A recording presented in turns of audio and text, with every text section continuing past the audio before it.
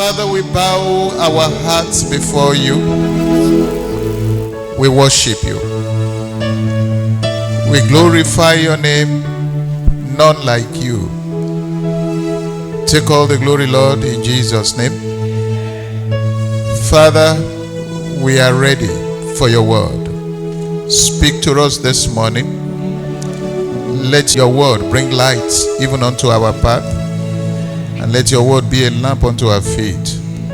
In the name of Jesus, release grace upon each and every one of us in the house to receive from you. In the name of Jesus, change our lives for better. Do what no man can do. In the name of Jesus, Father, speak to us. Help us through, and let your name be glorified. In Jesus' name we have prayed. Let someone give me a believing amen.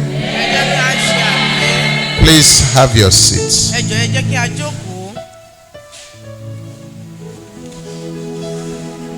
Briefly, we'll be talking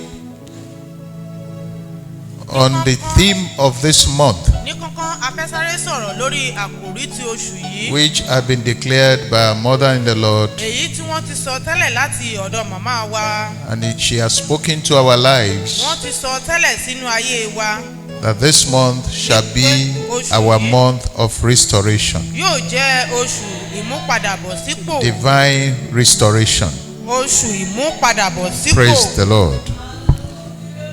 When it seems that all have been lost, the Lord will rise up for you. He will surely restore. In the name of Jesus. One of the attributes of God is that God restores. He will restore all your losses. In the name of Jesus. When we say divine, divine means something of God or something from God. The restoration we'll be talking about this morning is restoration that can only come from God and not from any man. And to restore means to gain back what has been lost or spoiled. Amen. It also means to return to former good condition. Restoration is never from good to bad. Restoration is from bad to good.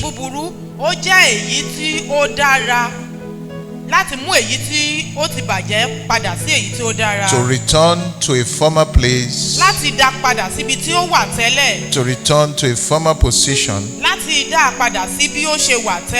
to bring back to a state of honor, a state of glory, a state of praise. To restore can also mean to replenish. Amen. Hallelujah. Joel chapter 2. Joel chapter number 2. I read from verse 18. Verse 18, Joel chapter 2. I read from verse 18. The Lord will be zealous for his land. Praise the Lord. Hallelujah. He will be zealous about you. He will be zealous about Solution Assembly. He will be zealous about you personally. And said, and pity his people. God is not wicked. What the enemy will want to paint to you is that God is wicked, and that is why you are in the situation in which you are. The Bible says God will pity you. And the Lord will answer.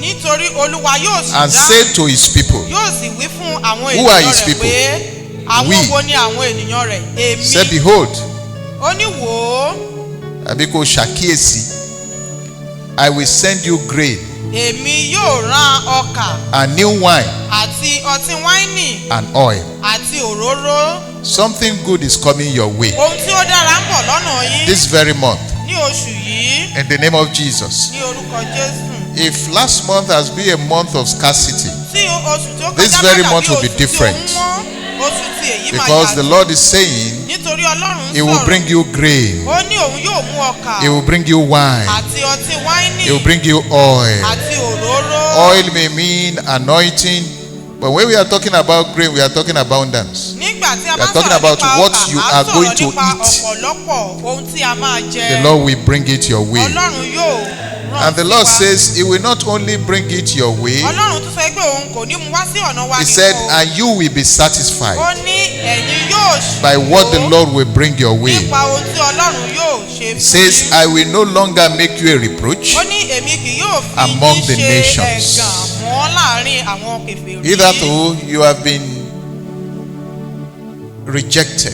Bíyá wọ́n ti kọ̀ yín You have sílẹ̀ been tẹ́lẹ̀, put to shame. àbí wọ́n ti gàn yín, You are passing through a kind of reproach. àbí ẹ̀ ń la àwọn ìtìjú kan kọjá. The Lord says Ọlọ́run he's sọ stopping pé right now.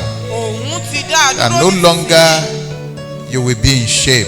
Ó ní tí In the ojú name kì of yóò tì Jesus. yín mọ́ ní orúkọ Verse 20 Jésù. says, Ẹsẹ̀ ogún sọ but wípé, I will remove far from you the northern army. èmi ó sì ògùn I will drive him away into a jìnnà barren réré and kúrò desolate lọ́dọ̀ land. yín. This is telling us everything that has brought about Ó ń sọ̀rọ̀ yìí pé gbogbo ohun tí the ó lè mú destruction, ìparun the wá sí shame, ọ̀dọ̀ wa, tí ó lè mú the ìtìjú lack, àbí ẹ̀gùn the àbí scarcity in àìní your life. àbí tí ó The lè Lord bá says wà he will ní. destroy them Ọlọ́run sọ pé òun yóò bá gbogbo rẹ̀ in the jẹ́ name of ní Jesus. orúkọ Jésù. When I got to this place, verse 21, Nígbà tí mo dé ìpele ogún ó lé God kan, ẹsẹ̀ says, ogún ó lé kan, fear not, má bẹ̀rù O land, ìwọ ilẹ̀, be glad kí o sì máa yọ̀, and rejoice, kí inú yín sì máa dùn. for this God Nítorí Olúwa yìí has done marvelous ó ti things. ṣe ohun ńlá. Praise the Lord. Hallelujah. When I got to fear not, Ẹ̀rù wá bà mí nísìnyí. no, when I got to fear not, Nígbà tí mo débi má bẹ̀rù mọ́, something came to my mind ohun kan wá sí mi lọ́kàn. and is making me to tell you Ó wá jẹ́ kí n sọ fún yín that you should relax. wípé kí ẹ fọkàn balẹ̀. Praise the Lord. Kẹ́ ẹ sinmi. Hallelujah. Hallelujah. In another word, Nínú ọ̀nà fear mìíràn, not má bẹ̀rù. means relax. Ó túmọ̀ sí ẹ fọkàn balẹ̀. Ẹ Relax. sinmi. Nothing will go wrong. Kò sí ohun tí ó máa bàjẹ́ Praise the Lord. mọ́. Tàbí And tó he máa says lọ ní we ọ̀nà should tí be kò glad dára. and rejoice. Bíbélì sọ wípé ẹ máa yọ̀ kí ẹ sì máa There are dunnú. sometimes we tell you that gladness is not about things that are happening around you. Ìgbà míì wọ́n máa ń sọ pé inú dídùn kì í ṣe nípa ohun tó ń ṣẹlẹ̀ ní àyíká wa. Gladness is divine. Inú dídùn ó jẹ́ láti òkè wá ni. You must endeavor to receive the gladness of God O gbúdọ̀ gba inú dídùn láti ọ̀dọ̀ Ọlọ́run and wá. for you to rejoice always. Àti pé kí ẹ máa yọ̀ ní gbogbo In the ìgbà. book of Philippians, Nínú ìwé Fílípù, the Bible was telling us rejoice. Bíbélì sọ fún wa pé ẹ máa I yọ̀. say rejoice. Mo ní kí ẹ yọ̀. It's a thing of faith. Ó jẹ́ ohun ti ìgbàgbọ́. When all the things around you are speaking negative Nígbà tí ohun gbogbo tó bá wà ní àgbègbè rẹ tó ń sọ ìlàkejì tó ń sọ and ohun you tí are kò dára, rejoicing tí inú rẹ sì ń dùn tó ń yọ̀, and you are glad, tí inú rẹ ń dùn, it's faith. ó ń sọ pé Because I know some of us will be looking at me, what are we going to rejoice for? mo mọ̀ wípé àwọn kan máa wò mí pé kí ni inú wa fẹ́ dùn fún, kí la fẹ́ yọ̀. Like somebody that was passing through a particular issue Bíyá òun la àwọn ìṣòro kan and then kọjá. somebody greeted him this morning. The man said, come, come, come, come. What is good about this Kí morning? ló wá dára nínú òwúrọ̀ yìí, kí ló dára? If that is your case, God will change your story. Tó bá jẹ́ irú ohun tí ẹ̀ ń là kọjá ní Ọlọ́run Praise the yóò yí Lord. padà. Àmín. What is good and about everything that is being said? Kí ni ohun tí ó dára nínú ohun gbogbo tí wọ́n ti sọ? But the Lord says, Ṣùgbọ́n Ọlọ́run sọ Rejoice. wípé ẹ máa yọ̀. He said God has done marvelous ó ní things. Ọlọ́run ti ṣe ohun ńlá. What is so marvelous about the things that are happening around Kí you? ni ohun tó jẹ́ ohun ńlá nínú ohun gbogbo tí ó ń ṣẹlẹ̀ ní But I also àgbègbè want wa? you to understand that we have a Mo fẹ́ kí God òye kí ó yé yín pé a ní Ọlọ́run who called those things èyí tí ó ń pe ohun gbogbo which yìí be not as if they were. ohun tí kò jẹ́ tó ń pè ní nǹkan. He called those things which be not, that had Ó not pe existed, àwọn ohun tí kò as if tiẹ̀ they wà had láàyè existed. tó ń pè é gẹ́gẹ́ bíi pé ó wà láàyè. So if God says Tí Ọlọ́run bá sọ wípé He has done marvelous òun things, ti ṣe ohun ńlá, I want you to believe Him mo fẹ́ kí ẹ gbà á that He gbọ́ has done marvelous wípé things. lóòótọ́ Ọlọ́run ti ṣe ohun ńlá. You may not see it yet, Ẹ lè má ì tí ì rí o. but before the end of this month, Ṣùgbọ́n kó tó di òpin oṣù yìí, your testimony will show that this God is marvelous. ẹ̀rí rẹ máa farahàn pé Ọlọ́run yìí In the Ọlọ́run name ńlá of ní Jesus. orúkọ Jésù. Verse 20 says again, Ẹsẹ̀ ogún tún do sọ not be wípé, afraid, ó ní má bẹ̀rù you beasts of the field, ẹ̀yin for the open pastures are springing up, and the tree bears its fruit. àwọn igi sì ń so The èso. fig tree and the vine yield their strength. Be glad then, verse 23, Ẹsẹ̀ kẹtàlélógún. you children of Zion. Ẹ máa yọ̀ ẹ̀yin ọmọ Síónì. This is directly to us. Èyí tààrà This is ló wá sí directly to ọ̀dọ̀ the wa. children of God. Tààrà ni ó wá sí ọ̀dọ̀ àwa ọmọ Ọlọ́run. He said, be glad, Ó ní ẹ máa yọ̀ oh my children, ẹ̀yin ọmọ mi. and rejoice in the Lord Kí your inú God. yín sì máa dùn nínú Olúwa Ọlọ́run yín. Not to rejoice in money, Kì í ṣe pé kí ẹ máa not to yọ̀ rejoice nínú when owó. money is available. Kì í ṣe pé nígbà tí owó bá wà All nínú these orí things nínú are ọmọ. transient. Gbogbo ohun yìí. Many of those things do not last. Ọ̀pọ̀lọpọ̀ The last nínú time I àwọn was yìí kò talking pẹ́ about, rárá. I was talking about the topic Nígbà kan à ń when sọ̀rọ̀ money nípa failed in àforífọ́. Egypt. Nígbà Money tí can owó always kùnà fail. ní Íjíbítì, owó ti máa ń kùnà. But God says, rejoice in the Lord. Ṣùgbọ́n Ọlọ́run sọ pé ẹ máa yọ̀ Those nínú who Olúwa. rejoice in the Lord Àwọn tí ó yọ̀ are nínú people Olúwa. who will continue to rejoice, Àwọn ni ó sì tún máa yọ̀. whether it is available or Bóyá not ó wà available. àbí bí a kò sí. Praise God. Ẹ̀yin Olúwa lógo. For He has given you the former rain faithfully, Nítorí pé ó ti fún wa ní òjò. and He will cause the rain to come down for you, Yóò sì jẹ́ kí òjò náà wá sí The ilẹ̀ former rain fún yín. and the latter rain Òjò in àkọ́rọ̀ the first month. àti òjò oṣù ìkẹyìn. This is our first month according to this topic, divine restoration. Gẹ́gẹ́ bí àkòrí tí à ń sọ ẹsẹ̀ bíbélì tí à ń kà God, oṣù like I kìíní told wa you, ní is a èyí. God of restoration. Gẹ́gẹ́ bí a ti sọ fún yín pé Ọlọ́run jẹ́ He Ọlọ́run will always ìmúpadàbọ̀ restore. sípò. Ó máa ń mú But this padà time bọ̀. around, He wants us to have attention on divine restoration now. Ṣùgbọ́n ní àkókò yóò fẹ́ kí a tẹ́tí sí And by the grace of ìmúpadàbọ̀ God, sípò. the Lord will show us a sign. Nípa oore ọ̀fẹ́ Ọlọ́run yóò In fi the àmì name of hàn Jesus. ní orúkọ Jésù. When God was talking about former rain and latter rain, Nígbà tí Ọlọ́run ń sọ̀rọ̀ nípa òjò àkọ́rọ̀ there are àti two òjò rains that are very, ìkẹyìn. very important. Òjò méjì tí ó ṣe The pàtàkì. former rain is very important Òjò ti àkọ́kọ́ rọ̀. because that is the rain that falls when you are planting as a farmer. Òjò yìí ni òjò tó máa ń rọ̀ nígbà tí a bá ń gbìn. And the latter rain is the rain that falls Òjò ti before the ìkẹyìn. harvest. Òun ni òjò tí ó máa ń rọ̀ kó tó di pé a kórè. Rain will surely fall upon your land. Òjò yóò rọ̀ sínú Both the ayé wa ní former orúkọ and the Jésù. latter will fall upon your Pẹ̀lú land. àkọ́rọ̀ àti In the name of àrọ̀kẹ́yìn Jesus. ní orúkọ Jésù.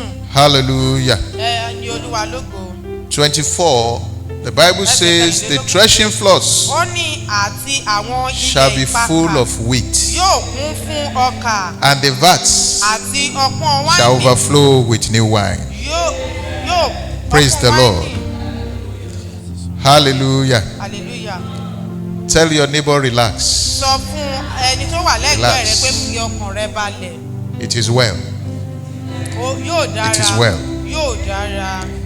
No matter what you are passing through, Kò ní ṣe pẹ̀lú ohun tí ò ń là kọjá. your feeling is that everything has gone south, and you feel that there is no remedy with what is happening to Ìyá òsì ẹ̀ wá rò you. pé kò sí ohun tí ó lè ṣẹlẹ̀ sí ohun tí ó ṣe mọ́. And some of us have believed that Ọ̀pọ̀lọpọ̀ things wa that are gbàgbọ́ happening to us are beyond repairs. wípé ohun tí ó ń ṣẹlẹ̀ sí wa ó ju èyí tí wọ́n lè tún ṣe God lọ is mọ́. bringing us a message of hope Ọlọ́run ti fi ọ̀rọ̀ ìrètí ránṣẹ́ sí wa that there is still hope for you. wípé ìrètí ṣì wà fún wa. Praise the Lord. Ẹ̀yin Olúwa lógo. Don't lose hope. Ẹ má jẹ́ ká sọ̀rètí nù. Amen. Àmín. God will be God Ọlọ́run yóò jẹ́ Ọlọ́run. whether you are good or not. Bíyá àdára tàbí àdára. God will be God whether you have or you do not have. Ọlọ́run yóò jẹ́ Ọlọ́run bíyá ní tàbí àní. All the things you are passing through cannot change God. Gbogbo ohun tí à ń là kọjá kò lè God yí will Ọlọ́run remain padà. God. Ọlọ́run yóò máa wà bí Ọlọ́run. And so our dealings with God Gbogbo bí a ṣe ń ṣe pẹ̀lú Ọlọ́run. should not have to do with what we are having Kò yẹ kí ó ní ṣe pẹ̀lú ohun tí a ní or what we are not having. àbí ohun tí a ò tiẹ̀ tí ì ní Our rárá. dealing must be pure with Bí a God. ṣe ń bá Ọlọ́run ṣe, ó gbúdọ̀ jẹ́ Our mímọ́. trust must be pure with God. Ìgbẹ́kẹ̀lé wa ó gbúdọ̀ jẹ́ mímọ́ pẹ̀lú We do not Ọlọ́run. allow our dealings with God Kí a má gba bíbá to ṣe be wa pẹ̀lú Ọlọ́run. dependent on what we are feeling or what we are passing Kí a má through. jẹ́ kó wà lórí ohun tí à ń là kọjá àbí ohun tí à ń Amen. là kọjá.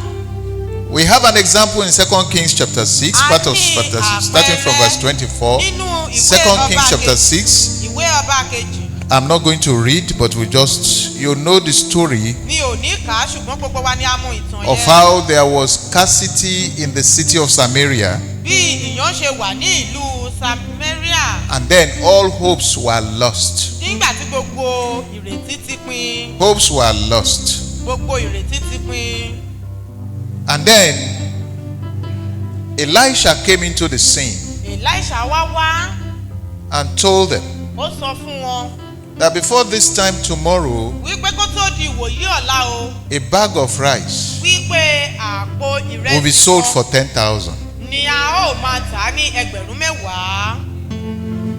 And the Àmín. Bible says there was an officer Bíbélì wá sọ fún wa wípé Amongst them. ọkùnrin kan wà láàrin wọn that says tí ó sọ wípé doubted him.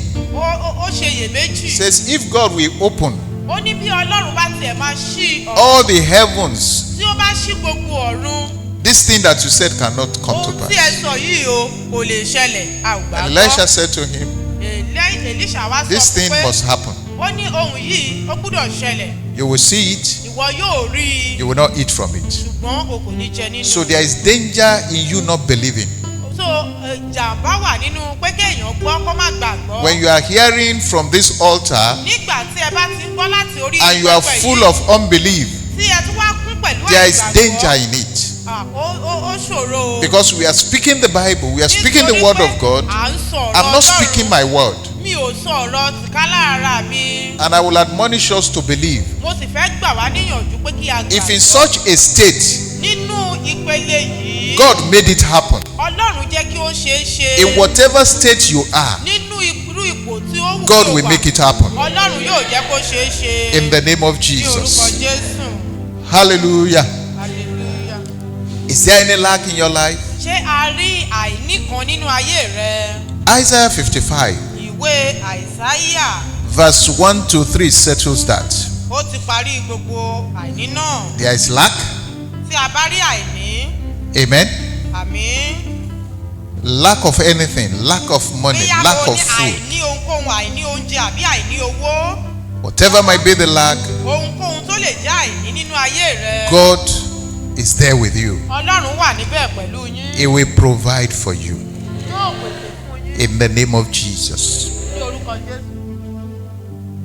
Isaiah 55, Ìwé verses 1 to 3. Àìsáyà Say, oh, ó ní ǹjẹ́ everyone who tests, gbogbo ẹni tí òǹgbẹ ń gbẹ, come to the waters, ẹ wá síbi omi, and you have no money, àti ẹni tí kò ní owó, come buy and eat. ẹ wá rà kí ẹ sì jẹ. Yes, Lóòótọ́, come, ẹ wá buy wine and milk ọtí wáìnì àti without wàrà money láì ní owó and without price. àti láì.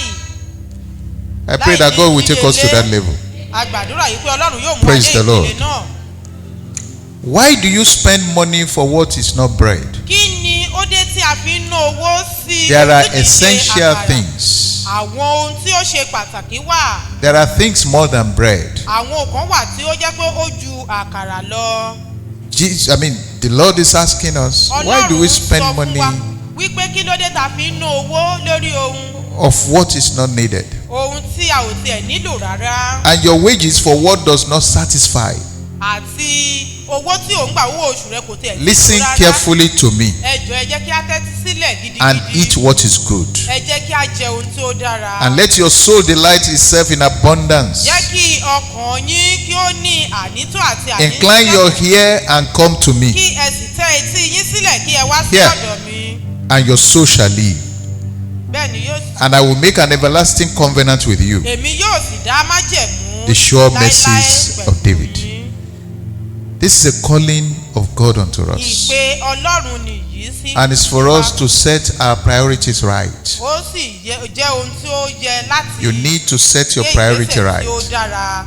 Say, come to me. Ó ní ẹ wá sọ́dọ̀ mi. Come to me. Ẹ wá sọ́dọ̀ mi. Return to me. Ẹ padà sí ọ̀dọ̀ mi. All those fears, Gbogbo ẹ̀yin tẹ̀ ń all gbọ́. those lack, Gbogbo àìní. all those scarcity, Gbogbo àìní pátápátá gbogbo ohun tẹ̀ ní. He will bring them to an end. Òun yóò mú In the òpin name of dé bá Jesus. ní orúkọ Jésù. Why do we struggle for what does not matter? Kí ló dé tá à ń làkàkà fún ohun tí kò tiẹ̀ Why do you get our tí kò priorities ṣe wrong? pàtàkì? Kí ló dé tí a gbé ọkàn wa sí? Why not go Àwọn for tí the kò real jẹ́. thing? Some people come to church Àwọn kan wá sílé ìjọsìn for a personal motive. fún èrò But ọkàn tó Jesus jẹ́ pé is tìká asking lára us, wọn nìkan ṣoṣo ni, ṣùgbọ́n Jésù ń sọ fún wa. Come to me. Ó ní Jésù ní ẹ wá All sọ́dọ̀ that mi. you need Gbogbo ohun tí ẹ is nílò available in me. ó wà nínú mi. For you to get what money will buy, Fún yín láti ní ohun get tó wọ́n Jesus máa rà. first. Ẹ kọ́kọ́ ní Jésù Kristi. And once you get Jesus first, Nígbà tí ẹ bá ti ní Jésù náà, you may not need money. ẹ lè má nílò owó mọ́. And if you need money, God will make it Tí ẹ bá sì available. nílò owó, Jésù yóò pèsè rẹ̀. Praise the Lord. Ẹ̀yin Olúwa lógo. In Isaiah 61, Nínú ìwé Àìsáyà orí ọgọ́ta. if we read verse 6b Tí a bá ka ẹsẹ̀ and 7, Isaiah 61, ìwé Àìsáyà orí ọgọ́ta praise the Lord. ẹsẹ̀ kínní. Orí ọgọ́ta. Verse 6b says, you shall eat the riches of the Gentiles, Ó ní ẹ̀yin yóò jẹ ọrọ̀. and in tí their àwọn glory kèfèrí you shall boast. Nínú ògo wọn. Instead of your shame, you shall have double honor. Dípò ìtìjú ẹ̀yin And yóò instead ní of ọlá. confusion, they shall rejoice in their portion. Dípò ìbànújẹ́ Therefore, ẹ̀yin ní. in the land they shall possess double. Kíyèsí ní Everlasting orí ilẹ̀ joy yìí yóò shall be ní theirs. ọ̀pọ̀lọpọ̀. God is the only one that can make this happen. Ọlọ́run nìkan ṣoṣo ni ó lè mú Jesus èyí is the ṣẹlẹ̀. only one that can make this happen. Jésù nìkan ṣoṣo ni ó lè mú èyí wá sí ìmúṣẹ. Amen. That the riches of the Gentiles shall be converted to you. Wípé ọrọ̀ tí Amen. àwọn kèfèrí I yóò don't wá know sí how ọ̀dọ̀ it's wa. going to come, A ò mọ bó ṣe máa wá o. but I believe God for it. Ṣùgbọ́n mo gba Ọlọ́run gbọ́ fún. Amen. Àmín. I believe God. Mo gba Ọlọ́run I don't gbọ́. need to query God for A how ò it is going to tiẹ̀ ní come. láti máa béèrè lọ́wọ́ Ọlọ́run bí ó ṣe But máa the wá. riches of the Gentiles Fún ọrọ̀ shall tí be àwọn converted to kèfèrí us. yóò wá sí In the ọ̀dọ̀ name wa, of wọn ò darí Jesus. rẹ̀ sí ọ̀dọ̀ wa. Let's position ourselves Ẹ jẹ́ kí a mú ara wa sí ipò so that we will not miss out. kí a má bàa pàdánù. Are you hurting? Ṣé inú wọn ti múnú bí ọ? Hurting. Hurting. Ṣé ẹ̀ ń gbóná? Hurting. Hurting. Ṣé wọ́n ti múnú bí yín? Ṣé nǹkan kan ń dùn yín? Àbí wọ́n fi nǹkan kan dùn yín? Or your health is failing? Àbí ìrànlọ́wọ́ yín ó kùnà? Health. Àbí ìlera ara yín kùnà? Jeremiah 30 verse 17. Ìwé Jeremáyà orí ọgbọ̀n ẹsẹ̀ kẹtàlá. Jeremiah 30 verse 17. Ìwé Jeremáyà. The Lord was talking in that place. He said, I will restore health to you Ọlọ́run sọ̀rọ̀ níbẹ̀, ó ní òun yóò mú ìlera ara wa and padà. heal your wounds. Ó ní òun yóò sì wo That is ọgbẹ́ what wa sàn. hurts. Your wounds is what is hurting you. Ọgbìn yẹn ni ó Someone has kùn ẹ́. offended you. Someone has done Èèyàn kan something ti wrong to ṣe you. ohun tí kò dára àbí inú níbí And ní you are tiyín. angry. inú wá ń bí yín. and you are hurting, Inú ń bí yín, ó ń dùn yín gan gidi. God says He will restore. Ọlọ́run sọ wípé Wherever òun you have yóò been dá cheated, padà. Ní and ibi it tí wọ́n ti hurts. yàn yín jẹ tó ń dùn yín. He says, I will heal, Ó ní èmi I will yóò give you health, èmi yóò fún yín ní I will ìlera. restore health to you, Èmi yóò dá ìlera pípé padà sí and I will yín. heal your wounds. Èmi yóò sì wọ ọgbẹ́ yín sàn In the name of ní Jesus. orúkọ Jésù. Is it land? Ṣé ilẹ̀ ni? Is it property Ṣé ohun ìní ni? that you have lost? Èyí tí ẹ ti pàdánù. Something that should have been given to you. Ohun tó yẹ kán fi fún ọ. You have suffered for your inheritance. O wá ń jìyà fún ohun You have ìní suffered rẹ. for what belongs to you. O ń jìyà fún ohun tó jẹ́ tìrẹ. God is asking me this morning to tell Ọlọ́run you rán mi láàárọ̀ yìí pé kí n sọ fún yín o. that He will adequately restore. Ọlọ́run ní òun yóò dá a padà In the name of pátápátá Jesus. ní orúkọ Jésù. This reminds me of the story of the Shunammite woman in Èyí rán 2 mi ní Kings. etí ìtàn obìnrin. Shunammite woman in 2 Kings chapter 8. The woman met with Elisha, Arábìnrin opó yìí ó pàdé Elisha. and Elisha gave her an information Elisha wá sọ ọ̀rọ̀ that kan there was fún going to be famine in the land, wípé èèyàn yóò mú ní ilẹ̀. that the woman should find Wípé a kí way obìnrin yìí and run away, kí ó to kúrò another ní place. ilẹ̀ tí ó wà yẹn ò kó sá lọ sí ìlú mìíràn. and the woman obeyed, Obìnrin náà ó And sì left. gbọ́rọ̀ sí i lẹ́nu. and he lived in that other land for 7 good years. Ó wá lọ sí ilẹ̀ mìíràn tí wọ́n ní kó lọ yẹn, ó gbé ìlú yẹn fún ọdún méje. When she came back, Nígbà tí ó padà wá, he pleaded with the king ó wá bẹ ọba. that she was the owner of that land. Ó bẹ ọba pé èmi ni mo ní ilẹ̀ yìí o. And as they were talking, Bí wọ́n ṣe ń sọ̀rọ̀, the Bible says Gehazi came in. Bíbélì sọ pé Gèhásì wọlé. You know Gehazi? Gehazi was the servant of Elisha. Gèhásì jẹ́ ọmọ ìránṣẹ́ Èlíṣà. And the king began to ask Gehazi Ọba wa ń bèrè all the lọ́wọ́ wonders, ọmọọṣẹ́ rẹ̀ pé the miracles that Elisha performed. iṣẹ́ ìránṣẹ́ tí Èlíṣà And as he was explaining all this to the bó ṣe king, wá ń ṣe bó ṣe ń ṣàlàyé yìí fún ọba, he mentioned that there was a woman, ó wá sọ wípé obìnrin kan wà. 2 Kings chapter 8. Ìwé ọba kejì orí Praise the kẹjọ. Lord. That the woman had to leave because of famine in that city. Obìnrin ó ní láti kúrò nítorí ìyàn tí ó wà ní ìlú. And immediately he recognized that woman Bí ó sì ti that was with the king. obìnrin náà tí ó wà pẹ̀lú ọba, And he said, this is the woman. ó wá sọ wípé obìnrin náà ni èyí tí mò ń That the sọ̀rọ̀ land that the woman was pleading for wípé belongs to her. ilẹ̀ yìí o. Let's see ohun tí what the obìnrin náà king ló jẹ́. said. Ẹ jẹ́ kí a wo ohun tí ọba sọ. And when the king asked the woman, she told him. Nígbà tí ọba sì gbọ́, So the king appointed a certain officer. That's the verse 6. I'm reading verse 6. So the king appointed a certain officer for her, nígbà náà ni ọba sì bèrè saying, lọ́wọ́ obìnrin náà what?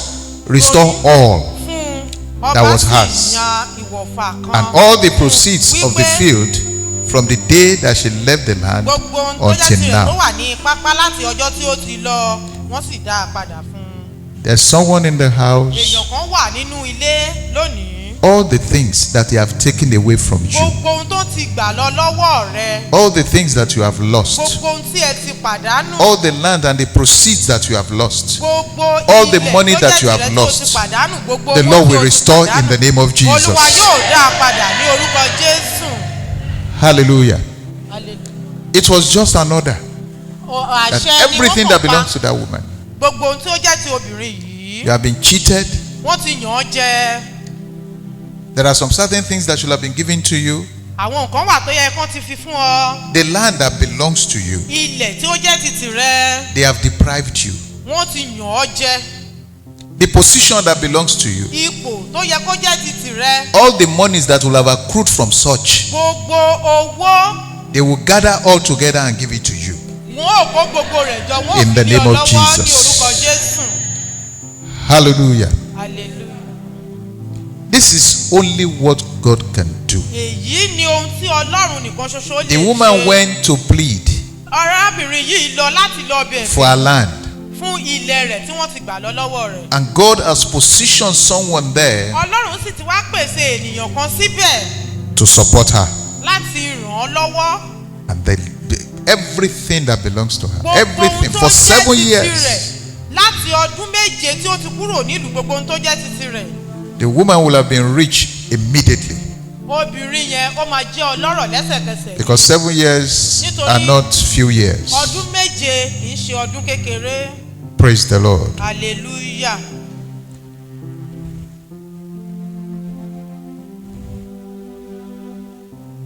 In Joel chapter 2 verses 23 to 24 where we read, Nínú ìwé Jóẹ́lì orí kejì. God is promising us that there shall be Níbi rain tí a kà, Ọlọ́run ti ṣèlérí in fún wa the name pé of òjò Jesus. yóò wà ní orúkọ Jésù.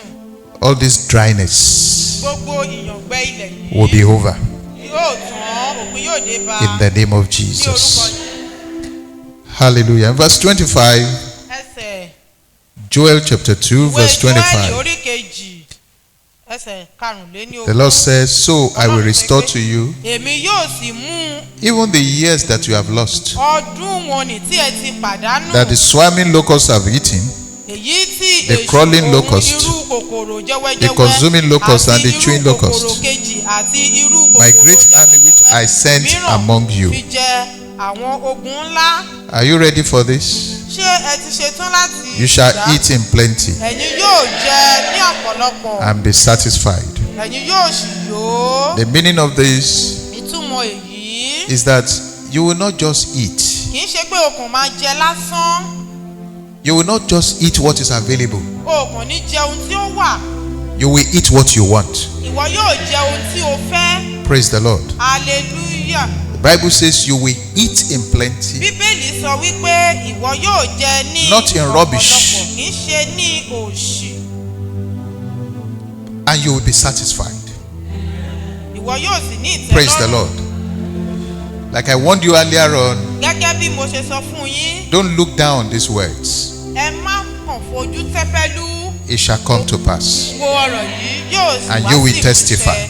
Ẹ̀yin yóò ní ẹ̀rí. in the name of Ní orúkọ Jesus. ti Jésù. Those years that you have wasted, Gbogbo àwọn ọdún tí ẹ ti pàdánù, the Lord says He will restore them. Ọlọ́run sọ wípé òun yóò dá And a that is padà. to say, there is someone in the house. Mo sọ èèyàn kan wà nínú ilé. The Lord will give you speed. Ọlọ́run yóò fún yín ní. I said the Lord will give you speed Ọlọ́run yóò in the name of ràn yín lọ́wọ́ ní Jesus. kánkán.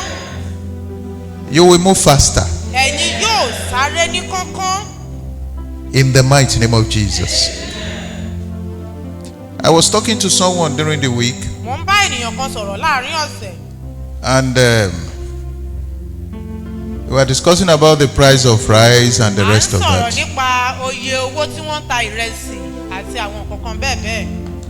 There was a time rice was 80 something, then it went to 99,000 Ìgbà kan naira. wà tí wọ́n ń ta ráìsì ní And I learned that rice, every one of us is monitoring rice now. Gbogbo wa la ń bójú Am I right? ìrẹsì nísìnyí. Ṣé lóòótọ́ ni? And they said the thing has come to 82 or something like that Wọ́n ní ó now. ti tún padà wá sílẹ̀ díẹ̀ nísìnyí. By today, tomorrow, only God knows. Léèní sọ̀la Ọlọ́run ló tún mọ bó ṣe lè But in jẹ́. all this, Ṣùgbọ́n nínú ohun gbogbo, you will always have to eat. ẹ̀yin yóò ní ohun tí ẹ̀yin yóò In the name jẹ of Jesus. ní orúkọ Jésù. And then the person said, Ẹnìyàn wá sọ yí pé when the rice is 82,000 naira nígbà now, tí ìrẹsì ti jẹ́ etí are we not going to buy and store for Christmas and New a Year? kò sílé di ọdún kérésì tí ó And I warned the person, I said, mo wá sọ fún ẹnìyẹn don't buy, má rà á because anything can happen. nítorí ohunkóhun lè You know what happened in the book of 2 Kings, ṣé ẹ mọ ohun tó ṣẹlẹ̀ nínú ìwé ọba chapter kejì 6, yẹn? where Ọba kejì, I read the other time? orí kẹfà ibi tí a kà. And the Bible says there were some lepers who were just Bíbélì having sọ their pé fun outside the àwọn city. arọ kan wà tí ó kàn tó ń And then ṣeré God síta. caused commotion among the Syrians. And then they were afraid. Ẹ̀rù bà wọ́n. And they left the place and left all their provisions. Wọ́n sì fi gbogbo ohun tí wọ́n ní sílẹ̀. And then there was supposed to be a border. Ó yẹ kí ààlà wà. And the border became open. Praise the Lord.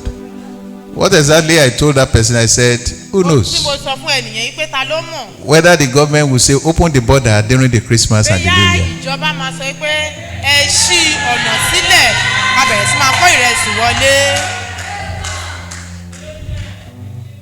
Because what exactly happened in those days that the border was opened? Nítorí ohun tí ó ṣẹlẹ̀ ní ìgbà wọn ni tí wọ́n ṣí ẹnu bodè.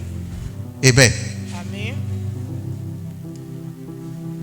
So don't be afraid. Ẹ má jẹ́ kẹ́rù bà wá. Relax. Ẹ jẹ́ ká fọkàn balẹ̀. You will have more than enough. Ẹ̀yin yóò ní ànító àti àníṣẹ́kù. In the name of Ní Jesus. orúkọ ti Jésù. Then let's move on. Ẹ jẹ́ kí á tẹ̀síwájú.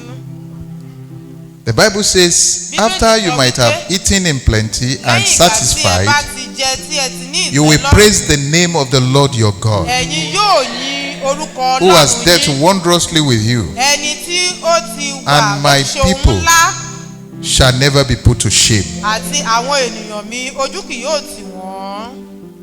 Verse 27, that you shall know that I am in the midst of Israel. I am the Lord your God. This God is in our midst. Amen.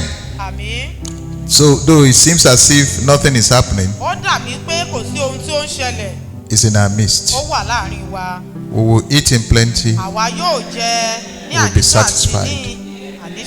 In the name of Jesus. So I want you to believe God for all this. Amen. He can never disappoint. He says he will not leave us. He will not forsake us. None of us will die of hunger. In the name of Jesus. As the need arises, God will be providing. So all that we need is to put our faith in Him and hold on to God. Let's hold on to God. Hold on to His word. Get closer to God. And He will do what He knows how to do. In your life, in my life, in the name of Jesus. Praise ye the Lord. If you believe that God has spoken to you, and then you will believe the Lord for all these things that we have said, even more than what we have said, because I've told you your feelings, what you are passing through will not change God. Amen. He knows what to do. And if he's not doing it, he will have a reason for not doing it. And there are some things we need to do by ourselves. When God has finally provided, I know there will be some of us that will sit down and say, God, feed me.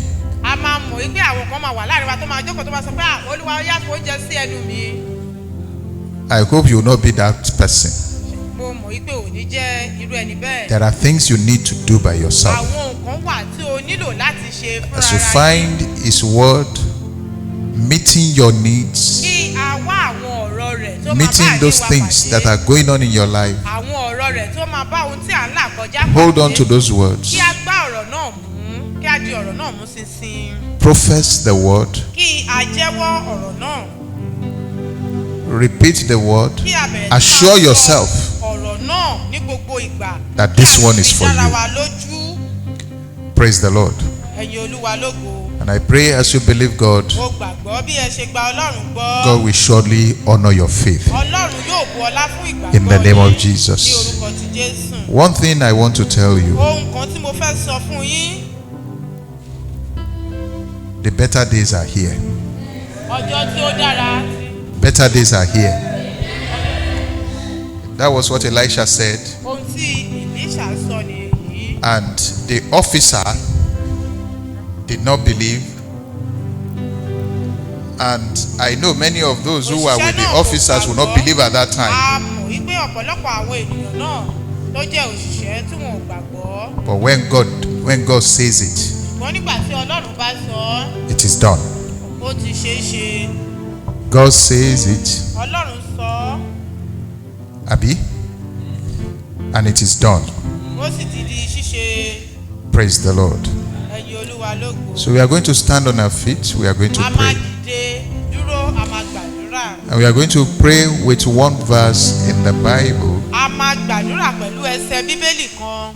Isaiah 62. You can hold your Bible in Ẹ your jẹ́ kí hand. á gbé Bíbélì wa ní ọwọ́ wa. Ìwé Àìsáyà orí 22. We are going to read verse 6 and we are going to pray with that verse.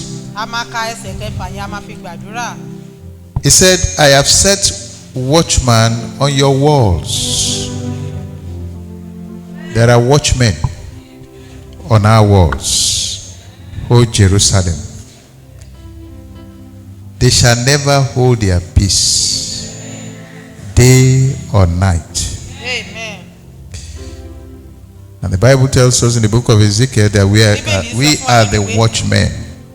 Wípé àwa ni aṣọ́nà. We are the watchmen. And that means we should never hold our peace day or night. What are we going to be doing? We are going to be praying. Kí a má pa Praise ẹnu wa the mọ́, Lord. kí a máa gbàdúrà. He said, you who make mention of the Lord. Is there anyone that does not make mention of the Lord in Ṣé the a rí house? ẹnikẹ́ni tí kò dárúkọ He Olúwa? said, do not keep silent. Ó ní ẹ má ṣe dákẹ́. This is what is going to change your world. Èyí ni ó máa yí ọ̀rọ̀ yín padà. Do not keep your peace. Ẹ má ṣe gba àlàáfíà yín mọ́ra. Do not keep silent. Ẹ má ṣe dákẹ́. Word is powerful. Ọ̀rọ̀ jẹ́ ohun tí ó ní agbára. When some people are saying, I've given up on this country, Nígbà tí àwọn kan bá sọ pé orílẹ̀-èdè yìí ti sú mi. what do you say? Kí ni ohun tí ẹ sọ? When some people say it is finished with this country, Nígbà tí àwọn kan bá sọ pé ó ti tán fún What do orílẹ̀-èdè you say? yìí, kí ni ohun tí ẹ sọ? we need to say the right word. A ní láti sọ ọ̀rọ̀ tí ó We need to be tọ́. positive about this nation. A ní láti ní ọkàn tí We ó need to dára believe fún our tó God yẹ that there pẹ̀lú is nothing orílẹ̀-èdè this yìí. God cannot do. Ó yẹ kí a mọ̀ wípé kò sí ohun tí If he has Ọlọ́run done it in the lè past, ṣe. he can do it in Tó our bá own ti time. ṣe é nígbà tí ó kọjá lọ, ó Bible tún says lè you padà not keep ṣe é. silent Bíbélì sọ wípé kí a má dákẹ́. and give him no rest Kí a má pa ẹnu wa mọ́, kí a má sì ṣe till fún he ní establishes, ìsinmi. Àyàfi ìgbà tí ó bá until ṣe he tó makes fìdí rẹ̀ Jerusalem múlẹ̀. a praise in Tí the ó earth. sì sọ Síónì The ní restoration of whatever has been lost in your life orí. Ìmúpadàbọ̀sípò gbogbo be ohun tó praise. ti sọnù nínú be ayé glory wa. Kí a máa fi to God. ìbùkún, kí a máa fi ògo fún And so you are Olúwa. going to close your eyes. A máa di ojú wa. You have heard the message. A ti gbọ́ ọ̀rọ̀ náà. You are going to pray to him. A máa gbàdúrà sí i. You are going to say, Lord, I will not hold my peace Ẹ máa sọ pé Olúwa o, èmi ò ní pa àlàáfíà mi until mọ́ra. there is a change. Àyàfi In ìgbà my health, tí ìyípadà bá Until there is a yípadà. change Àyàfi in ìgbà my tí status. ìyípadà bá wà Until there is a nínú ipò change mi. Àyàfi in what ìgbà I'm passing tí through now. ìyípadà bá wà Is nínú somebody ohun tí mò ń praying? là kọjá. Begin to pray and say, Ṣé Lord, à ń gbàdúrà? I will not keep my peace. Olúwa, èmi ò ní dákẹ́. I will èmi ò not ní- keep my peace. Èmi ò ní dákẹ́ mi ní I sinmi pray, let o. there be a change. Olúwa, jẹ́ kí Until ìyípadà there wà. is a change. Olúwa, àyàfi ìgbà tí Until there is ìyípadà a bá wà. change. Àyàfi ìgbà tí In ìyípadà the name bá of wà. Jesus. Olúwa, Until lórúkọ there is a Jésù. change. Àyàfi ìgbà tí You need to ìyípadà bá pray wà. yourself through. Ẹ ní láti Until there is a gbàdúrà. restoration. Olúwa, àyàfi ìgbà tí In the name of ìyípadà Jesus. bọ̀sípò bá wà. Until I begin to eat in abundance. Àyàfi ìgbà tí mo bá Although jẹ there ní is ọ̀pọ̀. scarcity now, but your word says I will eat in Ìyàn wà abundance. nísìnyí, ṣùgbọ́n ọ̀rọ̀ I sọ will pé eat èmi plenty. yóò jẹ I will ní eat in plenty ànító àti and I will be àníṣẹ́kù. satisfied. Èmi That yóò is ní my portion. ìtẹ́lọ́rùn. Continue to Olúwa, pray to the Lord. ipò Talk to mi the Lord. nìyí. Talk to the Ẹ Lord. máa bá Ọlọ́run Talk to the sọ̀rọ̀. Lord. And say, Lord, I will not keep silent Olúwa, èmi ò ní dákẹ́. until there is a change. Èmi ò ní sinmi àyàfi ìgbà Until tí there is a ìyípadà change. bá wà. Èmi ò In ní the name of sinmi Jesus. àyàfi ìgbà tí Until there ìyípadà is a bá wà. change. Àyàfi The ìgbà tí Bible says you ìyípadà are the bá wà. watchman. Bíbélì You are sọ the pé watchman. òun ti rán The àwa ní watchman should not àlóore. keep quiet. Àlóore ò ní watchman dákẹ́. Should not hold their peace. Àwọn àlóore wọn ò A ní watchman, dákẹ́. those who make mention of the name of the Lord, will never keep silent. talk to God and say, Lord, I want a change. I want a change in my situation. I want a change. I need restoration. Everything that has gone back, Father, in the name of Jesus, everything that has gone south, let them begin to return in the name of Jesus. Every land that you have lost, your health that you have lost, in the name of Jesus, your peace that you have lost, let there be restoration in the name of Jesus. The promotion that you have lost, let there be restoration in the name of Jesus. Every idea that you have lost, every opportunity that you have lost, Lord, I pray for restoration in the name of Jesus. Lord, I pray for restoration in the name of Jesus. Let everything be restored. Let everything be restored in the name of Jesus. Let everything be restored in the name of Jesus. Lord, we receive restoration. We receive restoration. Lord, show us a sign. Baba, show us a sign. This very much, show us a sign in the name of Jesus. A sign for good. A sign for good. Every year that you have lost many years. You have been stagnant for many years. Lord, in the name of Jesus, I regain those years. In the name of Jesus, I have those years back. In the name of Jesus, Lord Father, give me speed. Give me speed. In the name of Jesus, give me speed. In the name of Jesus, I'm gaining speed. I am gaining speed. I am gaining speed. In the name of Jesus, I am gaining speed. In the mighty name of Jesus. Thank you, mighty Father. We give you praise. In Jesus' name we have prayed. Amen. How many of you will agree with me that before the end of the month, every limitation shall end? In the name of Jesus. Your border shall be open for every good thing to come in. I want you to first and foremost pray for yourself, and then we will use this prayer point for this country. In whatever means that this country have been limited, the borders shall be open. Can somebody begin to pray for yourself that your border shall be open? Or nicely, my border are open for any nice thing to come in. Can somebody pray that prayer? My borders are open in the name of Jesus for every good thing, every nice thing, every restoration to take place. My borders are open. I receive them from the north, from the south, from the east, from the west. Father, in the name of Jesus, from the north, from the south, from the east, from the west, I begin to receive in the name of Jesus. I begin to receive in the name of Jesus. I begin to receive in the mighty name of Jesus. I receive, oh Lord, in the mighty name of Jesus. Thank you, mighty Father. We give you praise. In Jesus' name we pray. There's something there that I loved. The Bible says the riches of the Gentiles shall be converted to us. So I want you to pray that to yourself, that the riches of the Gentiles shall be converted to you. I don't know how he's going to do your own. I don't know how he's going to do my own, but I know that God will do it. In the name of Jesus. There are thousands of ways that God can use to do it. Begin to pray and say, Lord, the riches of the Gentiles, I position myself this morning to receive the riches of the Gentiles. That the riches of the Gentiles, according to your word, shall be converted to me. In the name of Jesus. I will no more be poor, I will be rich. In the name of Jesus. I will no more be poor. In the name of Jesus. I will always have to spend. I will always have to give. In the name of Jesus. I receive the riches of the Gentiles. In the name of Jesus. The riches of the sea. In the name of Jesus. The abundance of the sea shall be my portion. In the name of Jesus. I say it, Lord, you said we should not keep quiet. In the name of Jesus. We declare it. It is done. In the mighty name of Jesus. Thank you, mighty Father. We give you praise, O Lord. In Jesus' name we have prayed. We are now going to pray for this country. We are going to command. When borders are open for good things to come, Our borders, we believe that they are closed. a gbàgbọ́ pé bí àwọn ẹnubodè wa tí wọ́n ti. But many people are coming in without any hindrance. ṣùgbọ́n àwọn kan ń wọlé The láìsí herders are ìdènà coming in kankan. without hindrance. àwọn kan ń wọlé láìsí ìdènà kankan. Good things must come. ohun rere gbúdọ̀ wá. Rice which have become a staple food must come. Our ground must yield an increase. ilẹ̀ wa ó In the gbúdọ̀ name of so Jesus. èso.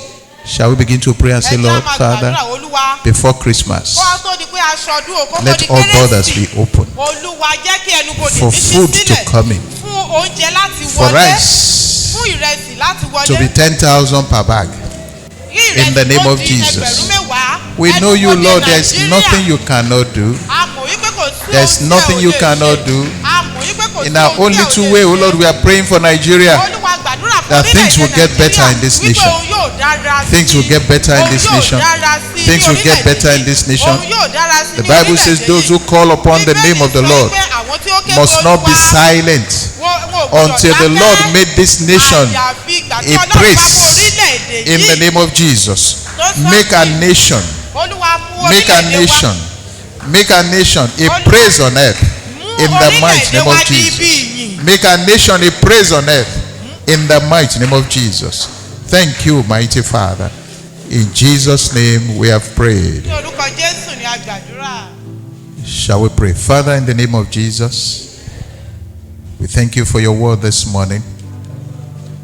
Your word of peace, your word of hope, your word of restoration.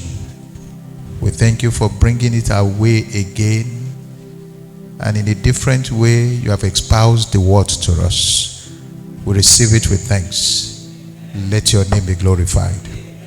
Father, as we run with the word this morning, let everything you have said begin to flow to us.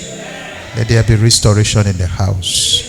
Let there be gladness. You have told us expressly this morning that we should relax. Lord, we relax in you.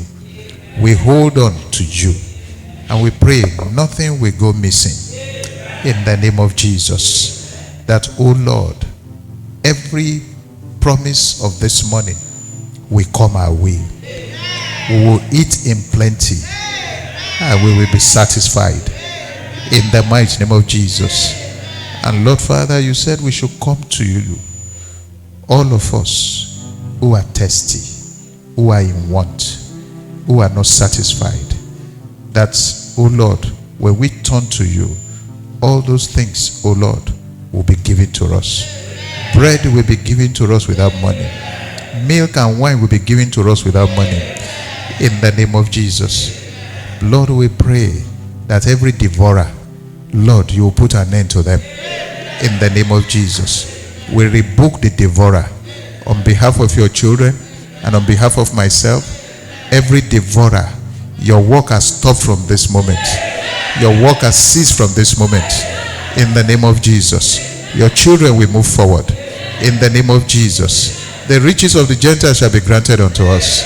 In the name of Jesus. In every place where we have lost before, when we go back there, in the name of Jesus, oh Lord, we are having that which we have lost back. In the mighty name of Jesus, there shall be full restoration. In the mighty name of Jesus. That woman, the Shunammite woman, everything that he lost for 7 years, she never lost it forever. It's not permitted for us to lose them forever. We receive all that we have lost in the name of Jesus. All our losses are returned in the mighty name of Jesus. You said, oh Lord, for our shame you will give double. Father, in the name of Jesus, we pray that double honor will come upon each and every one of us. We will never be put to shame in the name of Jesus. We will never be put to shame in the mighty name of Jesus. Father, release your grace upon us and let your joy fill our hearts in the mighty name of Jesus. Thank you, mighty Father. We give you praise, O Lord. In Jesus' name we have prayed. Praise the Lord.